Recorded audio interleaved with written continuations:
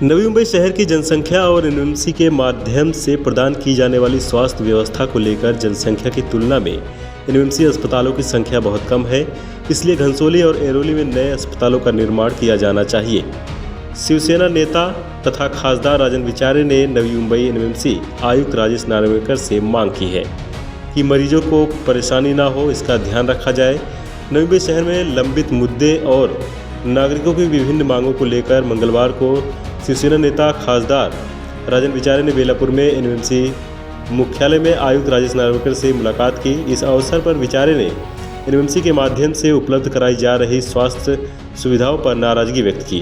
हालांकि नगर निगम की ओर से 3 नवनिर्मित अस्पताल खोले गए हैं, लेकिन मरीजों को आवश्यकता के अनुरूप गुणवत्तापूर्ण स्वास्थ्य सेवा उपलब्ध नहीं कराई जा रही है। ऐसे अनेक मुद्दे पर आयुक्त से चर्चा की। इस अवसर पर जिला प्रमुख विठल मोरे, द्वारकानाथ भोयर, जिला संगठक रंजना सिंत्रे, उप जिला प्रमुख दिलीप घोड़ेकर, मनोज हल्दनकर, प्रकाश पाटिल, मिलिंद सूर्य राव, संदीप पाटिल, सूर्यकांत मढ़वी, उप जिला संगठक वैशाली घोरपड़े, सोमनाथ वास्कर, एम.के. मढ़वी, काशीनाथ पवार, कौतुक मोरे, प्रकाश चिकने, समीर बागवान, रतन मांडवे, मधुकर राउत व अन्य लोग शामिल रहे। मला वाटतं आज महापालिका आयुक्त नार्वेकर साहेबांचे आम्ही सर्व शिवसेनेचे सर्व जिल्हा प्रमुख आणि सर्व पदाधिकारी, माजी नगरसेवक आज या ठिकाणी भेट घेतली। महत्त्वाचे विषय म्हणजे कर्मचाऱ्यांच्या दिवाळी बोनसच्या संदर्भामध्ये यावेळेला उत्पन्नसुद्धा महापालिकेचं चांगलं झालेलं आहे आणि म्हणून कर्मचाऱ्यांनासुद्धा चांगला बोनस या ठिकाणी देण्यात यावा यासाठी आपण मागणी त्या ठिकाणी केलेली आहे। त्याचबरोबर जे ठोक मानधनाचं जे आमचे कर्मचारी आहेत त्यांना जे मानधन देतं ते मला वाटतं फार कमी प्रमाणात आहे, ते सुद्धा वाढून मिळावं यासाठी सुद्धा त्यांना विनंती केलेली आहे। त्याचबरोबर मला वाटतं ठाणे या नवी मुंबई शहराचा डेव्हलपमेंट प्लॅन या ठिकाणी त्याचं काम चालू आहे आणि तो डेव्हलपमेंट प्लॅनच्या संदर्भामध्ये तो कधीपर्यंत होईल या मागणीसाठी आम्ही त्यांना सांगितलं की या जवळजवळ या 3-4 महिन्यामध्ये हा डेव्हलपमेंट प्लॅन शासनाला जाईल। सिडको आणि त्याचबरोबर नवी मुंबई महापालिका हे जे काही आरक्षणं ठेवलेली आहेत त्या संदर्भामध्ये खेळाचे मैदान असेल किंवा इतर काही रिझर्वेशन असतील, समाज मंदिर असतील किंवा इतर बाकीचे हे असतील रिझर्वेशन, त्या संदर्भामध्ये आम्ही मागणी केलेली आहे की ते रिझर्वेशन महापालिकेने त्या ठिकाणी ठेवले गेले पाहिजेत, कारण त्या लोकप्रतिनिधीच्या स्थानिक लोकांची मागणी आहे की या ठिकाणी ही रिझर्वेशन त्या ठिकाणी रुग्णालयाची अवस्थासुद्धा तुम्ही बघितली असेल। तुम्ही जर खास करून आमच्या ऐरोली त्याचबरोबर घनसोली ऐरोली या विभागामध्ये तुम्ही बघितलं असेल त्या ठिकाणी हॉस्पिटलची संख्या कमी असल्याकारणाने ठाण्याला जावं लागतं किंवा वाशीला जावं लागतं आणि तिथल्या लोकसंख्येच्या अनुसार त्या ठिकाणी हॉस्पिटल असलं पाहिजे। त्या ठिकाणी 2 रिझर्वेशनच्या जागा आम्ही त्या ठिकाणी ठेवलेल्या आहेत महापालिकेने आणि सिडकोकडे पण त्या संदर्भामध्ये आयुक्तांनी आम्हाला सांगितलं आहे की त्या ठिकाणी एक नवीन हॉस्पिटल जे मागणी तुम्ही केलेली आहे ती नक्कीच त्याचा विचार आम्ही करू। त्याचबरोबरीने जी काही कंडोनियमच्या बाबतीमध्ये आज कित्येक ठिकाणी त्याची काही प्रमाणात मला वाटतं नगरविकास खात्यातून निधी आल्यानंतर त्या ठिकाणी काम होतं, परंतु महापालिकेच्या लोकप्रतिनिधींना सांगितलं जातं की या बाबतीमध्ये शासनाचं धोरण अजून नाही आहे, परंतु नगरविकास खात्यातून आल्यानंतर ते मंजूर केलं जातं आणि महानगरपालिकेच्या ठिकाणी ते सांगितलं जातं की त्यामध्ये तरतूद नाही। तर मला वाटतं असा दुजाभाव नसावा। जर नगरविकास खातं आणि महानगरपालिका मला वाटतं एकच हे आहे, एकच अंग आहे, शासनाचंच ते धोरणानुसारच ते काम करत असतात। या बाबतीमध्ये भरपूर वेळा चर्चा झालेली आहे, तर हे सुद्धा कामं लवकरात लवकर त्या ठिकाणी सुरू करावी। त्याचबरोबर जे स्टॉल परवाने आहेत गटे कामगारांचे तर ते स्टॉलसुद्धा मला वाटतं त्याचा सर्वे पूर्ण झालेला आहे आणि ते सुद्धा लवकरात लवकर ते स्टॉल परवाने जे काही उपलब्ध करून दिलेले आहेत त्यात भरपूर लोकांची अजून मला वाटतं तिथे मागणी आहे, परंतु अजूनही ते स्टॉल परवान्याची साठी मागणी केलेली आहे, ते पूर्तता अजूनही काही ठिकाणी झालेली नाही. तर ते सुद्धा जे राहिलेली लिस्ट आहे तीसुद्धा लवकरात लवकर त्यांनी पूर्ण करावी. तसंच पिण्याच्या पाण्याच्या संदर्भामध्ये आज तुम्ही बघितलं असेल की जो आपला ऐरोली, दिघा, घणसोली आणि तुर्भा या ठिकाणी जे काही पाणी त्या ठिकाणी येतं, MIDCच्या मार्फत त्या ठिकाणी पाणी पुरवठा केला जातो. आणि स्वतःचं नवी मुंबई महापालिकेचं धरण असतानासुद्धा आपण इथल्या नागरिकांना पाणी न देता मला वाटतं बाहेरच्या ठिकाणी पाणी देतो. तर आपलं कर्तव्य आहे की पहिलं या इथल्या लोकांची पूर्तता, नवी मुंबईतल्या लोकांची पूर्तता करणं गरजेचं आहे. आणि जे MIDCकडून पाणी जे पूर्वी यायचं ते कमी प्रमाणात येतं, त्यामुळे संबंध ह्या चारही ठिकाणी घणसोली असेल, तुमचं ऐरोली असेल किंवा दिघा किंवा तुमचं तुर्भे असेल, तर या ठिकाणी पाणी पुरवठा कमी होतो. तर या ठिकाणी समप्रमाणामध्ये पाणी हे केलं पाहिजे. त्याचबरोबर MIDCचा पण पाणी पुरवठा जो आहे तो नियमितपणे व्यवस्थित त्या ठिकाणी जो आपल्याला कोटा दिलेला आहे तो सुद्धा त्या ठिकाणी पूर्ण केला पाहिजे. आणि महापालिकेने सुद्धा जे दुसऱ्या ठिकाणी आपण दुसऱ्या शहराला पाणी पुरवठा करतो तर त्यासुद्धा मध्ये ह्या आपल्या नवी मुंबई शहराचं हे धरण असल्याकारणाने मला वाटतं इथल्या लोकांना जास्ती प्राधान्य या ठिकाणी दिलं गेलं पाहिजे. त्याचबरोबर ह्या जे काही विद्युत ओव्हरहेड्स वायर्स आहेत यातलं जवळजवळ 95% काम पूर्ण झालेलं आहे, परंतु काही ठिकाणी अजूनही ते राहिलेलं आहे. तर मला वाटतं महापालिकेने या संदर्भामध्ये सर्वे आता त्यांनी केलेला आहे आणि ते सुद्धा काम लवकरात लवकर पूर्ण करण्याची विनंती आम्ही मला वाटतं त्यांना सांगितलेलं आहे. त्याचबरोबर काही उड्डाणपूल आहेत त्या संदर्भामध्ये सुद्धा आपण मागणी केलेली आहे की ते लवकरात लवकर त्याचे प्रस्ताव DPR बनवून तिथे करण्यात यावे. नंतर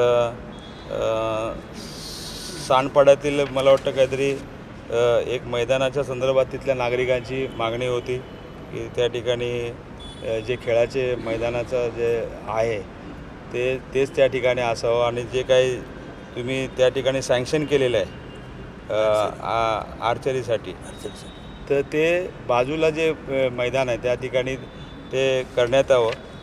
दुसरं साहेब महत्त्वाची गोष्ट म्हणजे तुमच्या मलनिःसरण वाहिन्या ज्या आहेत या नवी मुंबई महापालिकेच्या गेले कित्येक वर्षापासून त्या ठिकाणी त्या जुन्या आहेत. आता त्यावेळची कॅपॅसिटी जर लक्षात घेता आता त्या मलवाहिन्या जुन्या असल्याकारणाने प्रत्येक ठिकाणी त्याचं ड्रेनेजचं पाणी जे आहे ते इतर ह्याच्यामध्ये पिण्याच्या पाण्यामध्ये सुद्धा त्या ठिकाणी जातं. तर काही जुन्या ज्या वसाहती आहेत ज्या आहेत तर त्या ठिकाणीसुद्धा त्याची गंभीर दखल घेऊन त्या दुरुस्त करण्यासाठी महानगरपालिकेने प्राधान्याने ते काम करायला पाहिजे.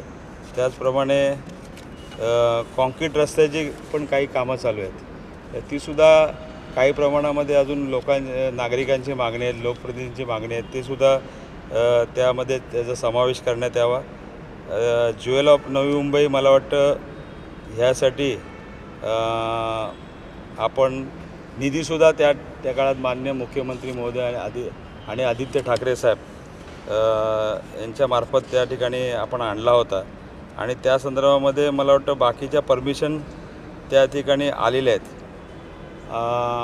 मला वाटतं कोर्टाची परमिशन फक्त राहिलेली आहे कोर्टाची, त्याला बाकीच्या परमिशन त्या ठिकाणी आलेल्या आहेत आणि ड्रेनेजचं पण काम त्या ठिकाणी आतलं कामची मंजुरीसुद्धा मिळालेली आहे. त्याचबरोबर तुमचं सायन्स पार्क जे नेरूळ सेक्टर 19मध्ये होते त्या सायन्स पार्कची संदर्भामध्ये जे काही काम मला वाटतं चाललेलं आहे ते मार्चपर्यंत पूर्ण होईल, जेणेकरून लोकार्पण त्या ठिकाणी सायन्स पार्कचं आपल्याला करता येईल. त्याचप्रमाणे स्कायवॉक जे आहे सेक्टर वाशी येथे मला वाटतं कोपरखेरणे येथे सेक्टर 6 ते सेक्टर 18 या ठिकाणी स्कायवॉकची आपण मागणी केली होती, तर त्या संदर्भातसुद्धा महापालिकेचं DPR बनवण्याचं काम चालू आहे. आणि ते सुद्धा लवकरात लवकर होणार आहे. आणि महत्त्वाची गोष्ट म्हणजे जो घनसोली ऐरोली रस्ता आहे, गेले कित्येक वर्षापासून मला वाटतं तिथले नागरिक असतील, या रस्त्याची जोड रस्त्याची त्या ठिकाणी काम अर्धवट पडलेलं आहे. आणि त्या रस्त्याला मला वाटतं CRZची सुद्धा परवानगी मिळालेली आहे, MCZMची मिळालेली आहे, फॉरेस्टची मिळालेली आहे. आणि आता फक्त मला वाटतं हायकोर्टामध्ये सबमिशन करायचं आहे आणि त्याचं काम सुरू करायचं आहे. त्या संदर्भातसुद्धा लवकरात लवकर त्याचं टेंडर काढायला आम्ही सांगितलेलं आहे, जेणेकरून ते सुद्धा काम सुरू होऊ शकतो. त्याचबरोबर गोठवली इथलं जे खेळाचे मैदान आहे, तर त्या ठिकाणीसुद्धा ते काम मला वाटतं आपण खासदार निधीसुद्धा दिलेला आहे, महापालिकासुद्धा त्या ठिकाणी हे करते आहे, ते लवकरात लवकर ते सुद्धा काम पूर्ण करावे अशी आपण त्या ठिकाणी केलेलं आहे. त्याचबरोबर पुण्याच्या धर्तीवर बालवाडीला जे आंतरराष्ट्रीय दर्जाचं एक स्टेडियम पुण्याला तिकडे झालेलं आहे, त्याच धर्तीवरती मला वाटतं नवी मुंबईमध्ये असं आंतरराष्ट्रीय दर्जाचं स्टेडियम या ठिकाणी व्हावं, यासाठी मला वाटतं घनसोलीमध्ये भूखंड क्रमांक 1 आणि सेक्टर 13 आहे, येथे जवळजवळ 36 एकर जागा, आणखीन दुसरी नवी मुंबई महापालिकेची 41 एकर असं हा संपूर्ण प्रस्ताव या ठिकाणी हे झालेलं आहे. शासनाकडे तो विचाराधीन आहे आणि त्याचा DPR बनवण्याचं काम चालू आहे आणि लवकरात लवकर ते सुद्धा हे होण्यासाठी मला वाटतं नवी मुंबई महापालिकेचे आयुक्त त्या ठिकाणी काम करत आहेत. गवळी देवीच्या संदर्भामध्ये सुद्धा आदरणीय आदित्य ठाकरे साहेब यांनी पर्यावरणाच्या खात्यातून मला वाटतं 5 कोटी आपल्याला हा निधी दिला होता आणि तो सुद्धा काम मला वाटतं येत्या काही दिवसामध्ये सुरू होणार आहे. त्याचा एक फेज 1 मला वाटतं त्या ठिकाणी झालेला आहे आणि फेज 2चं काम आता सुरू व्हायचं आहे. त्याचबरोबर इल्टनपाडा येथे जी म्हणजे रेल्वेची त्या ठिकाणी जागा आहे, तुम्हाला माहिती असेल की पहिली रेल्वे 1853मध्ये जेव्हा ठाण्यातून सुटली तेव्हा वाफेचं इंजिन होतं आणि त्या वाफेच्या इंजिनाला पाणी जे आहे ते इल्टनपाड्याकडून त्या ठिकाणी ठाण्याला नेलं गेलं होतं. तर तो जो डॅम त्या ठिकाणी रेल्वेने बनवला होता, त्या डॅमची दुरुस्ती करून त्यातला गाळ काढून त्याची हाईट वाढवून मला वाटतं नव्याने जर हे केलं तर मला वाटतं त्या तिकडच्या इल्टनपाड्याच्या संपूर्ण एरियामध्ये त्या लोकांना पिण्याचं पाणी त्या ठिकाणी उपलब्ध होऊ शकेल.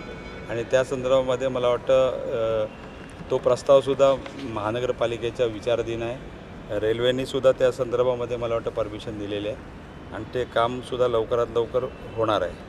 त्याचबरोबर आपण डबल डेकर बसची मागणी केली होती, कारण तुम्ही बघितलं असेल या नवी मुंबई शहरामध्ये आंतरराष्ट्रीय दर्जाचं विमानतळ होत आहेत, त्या ठिकाणी वॉटरवेज त्या ठिकाणी होत आहेत, त्यानंतर मेट्रो होते, रोरो सर्व्हिस त्या ठिकाणी होणार आहे. आणि असं असताना या नवी मुंबई टुरिझमच्या दृष्टिकोनातून आज आपण तुम्ही बघितलं असेल ऐरोलीला बायोडायव्हर्सिटीचा सुद्धा प्रकल्प त्या ठिकाणी सुरू झालेला आहे, त्यालासुद्धा काहीतरी निधी आपल्याला मिळालेला आहे. आणि ते असताना मला वाटतं या संबंध नवी मुंबई शहरातले सर्व गार्डन्स असतील, त्यानंतर इतर बाकीची काही प्रेक्षणीय स्थळं असतील, त्यासाठी आपण एक मुंबईच्या धर्तीवरती या ठिकाणी एक डबल डेकर बस त्या ठिकाणी जेणेतून या प्रवाशांना इथल्या किंवा शाळेतल्या मुलांनासुद्धा हे पर्यटन हे म्हणून त्या ठिकाणी ही सोय उपलब्ध करून दिलेलं मला वाटतं. त्याला मंजुरीसुद्धा मिळाली आणि त्याचं मला वाटतं येत्या काही दिवसामध्ये त्याचं लोकार्पण सोहळा त्या ठिकाणी होणार आहे. नेरूळ पाम बीचवरती मला वाटतं सायकल ट्रॅक हा डिसेंबर 23पर्यंत हा पूर्ण होणार आहे, त्यालासुद्धा त्याच्या मान्यता मिळालेल्या आहेत, त्याचंसुद्धा काम सुरू आहे. त्याचबरोबर इतर जी काही आमची मागणी होती या संदर्भामध्ये मग तुमचा ते सायन पनवेल हायवे मार्गावरती CBD 11 येथे नवीन उड्डाणपुलाच्या कामाच्या संदर्भामध्ये सुद्धा त्याचा DPRचं काम चालू आहे. त्याचबरोबर ठाणे बेलापूर मार्गावरती जो म्हापे उड्डाणपूल आहे त्याला चढ उतार करण्यासाठी नव्याने मार्गिका आपण तयार करतो आहे, त्याचासुद्धा DPR चालू आहे. नंतर नवी मुंबईच्या शेजारी असलेल्या मला वाटतं अंबरा मार्गाच्या सर्व्हिस रोड त्या ठिकाणी आहे, त्या धर्तीवरती बेलापूर गावाच्या इकडे आपण सुद्धा सर्व्हिस रोड बनवण्याची मागणी आपण त्या ठिकाणी केली होतं. त्याला मला वाटतं MCZMनी परवानगी दिलेली आहे आणि बाकीच्या ह्याच्यावरती मला वाटतं इतर काय परवानगी आहेत त्या परवानगी मिळाल्यावरती ते काम त्या ठिकाणी सुरू होणार आहे. त्यानंतर आपण तुम्ही बघितलं असेल कोपरखैरणे येथे सेक्टर 4 येथे मला वाटतं त्या मैदानामध्ये 450 चौरस फुटाची जागा ही कुस्ती आखाड्यासाठी मला वाटतं आरक्षित केलेली आहे. तर ते सुद्धा काम लवकरात लवकर सुरू करावं असे आपण आयुक्तांकडे मागणी केलेली आहे. अशा पद्धतीने विद्यार्थ्यांना शिष्यवृत्तीच्या बाबतीमध्ये सुद्धा आपण ऑनलाईन झाल्यामुळे विद्यार्थ्यांना ते शिष्यवृत्ती मिळण्यास उशीर होतो आणि त्यासाठी सुद्धा नव्यानेच एक पद्धत त्या ठिकाणी सिस्टीम लावून द्यावी जेणेकरून त्या विद्यार्थ्यांना वेळेवरती शिष्यवृत्ती मिळेल असा दृष्टिकोन त्या ठिकाणी सादर केल्यानंतर आयुक्तांनी पण ते मान्य केलेलं आहे की लवकरात लवकर विद्यार्थ्यांना कशी शिष्यवृत्ती होईल हे त्यांनी आम्हाला सांगितलेलं आहे. अशा पद्धतीने मला वाटतं या नवी मुंबई शहराचे सर्व प्रश्न या ठिकाणी आमचे जिल्हा प्रमुख, सर्व सन्मान्य माजी नगरसेवक आणि सर्व लोकप्रतिनिधी इथे आपापल्या प्रभागामधल्या ज्या काय सूचना केल्या होत्या त्या मला वाटतं सकारात्मक त्या ठिकाणी चर्चा झालेली आहे आणि ही सर्व कामं मार्गी लागतील असं आश्वासन माननीय आयुक्त राजेश नार्वेकर यांनी आम्हाला दिलेलं आहे. आवाज टुडे ब्युरो रिपोर्ट.